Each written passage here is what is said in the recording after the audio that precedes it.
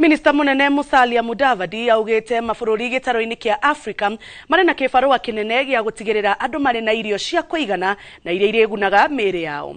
Akĩaria kĩgomano-inĩ kĩrĩa kĩrathiĩ na mbere mũciĩ-inĩ wa Nairobi kĩgiĩ bataraitha ona ũmenyereri wa tĩri, Mudavadi augite thĩna mũnene ũrĩa ũhutĩtie na njĩra nene ũkũria wa irio nĩ ũhũthĩri wa ndawa iria irathũkia tĩri na gũcũngĩrĩria magetha gũthiĩ thĩ. Oho no ahinyĩrĩirie bata wa arĩmi kũheo mathomo ma kũmateithia na kũhũthĩra indo cia ũrĩmi iria itagũthũkia marĩa matũrigicĩirie.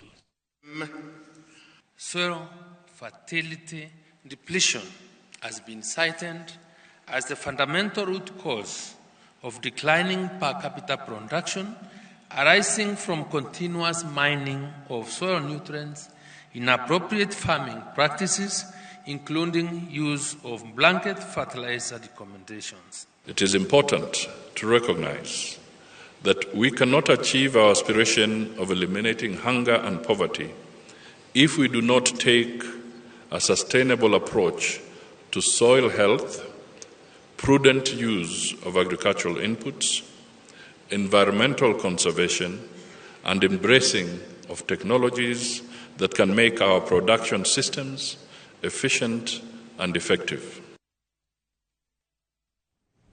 Minister wa marĩa matũrigicĩirie Soipan Tuya nĩ orĩtie a Kenya mateithĩrĩrie harĩ kũgacĩrithia marĩa matũrigicĩirie ũndũ ũrĩa noguo ũngĩteithĩrĩria harĩ gwĩthemana na morũrũ ma ũcenjia wa rĩera marĩa mambĩrĩirie kuonekana.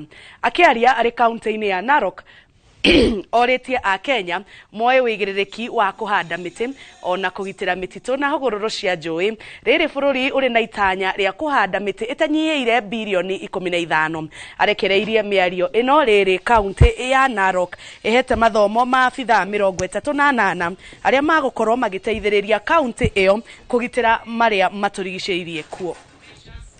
Short term, but the long term that will make sure that we don't go back to these catastrophic levels is to ensure restoration of our degraded ecosystems, to ensure we restore our degraded forests, our wetlands, our riparian areas, our water towers.